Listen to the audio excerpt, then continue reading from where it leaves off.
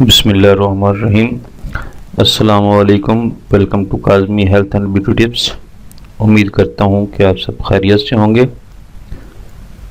جلدی حمل پریگننسی کیسے ہو؟ آسان اور مجرب طریقہ۔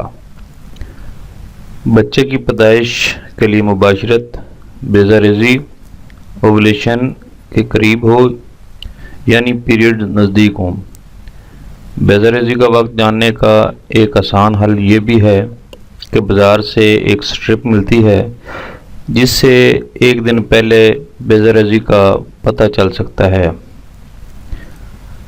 اس کے علاوہ اگر روزانہ یا ایک دن چھوڑ کر مباشرت کی جائے تو بھی پہلے ماہ بیوی کے حاملہ ہونے کے 60% امکانات ہوتے ہیں۔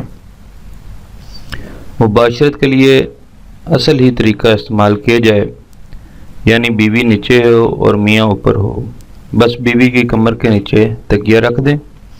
جب کمر کے نیچے تکیہ رکھیں گے تو دخول گہرا ہوگا، یعنی ذکر بچے دانی تک جائے گا۔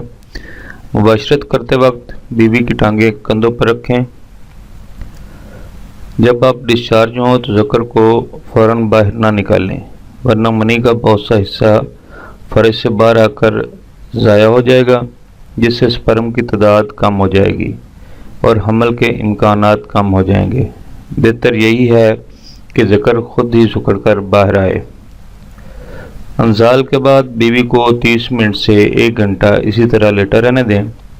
اس طرح مباشرت سے بیوی کے حاملہ ہونے کے امکانات کافی زیادہ ہوتے ہیں۔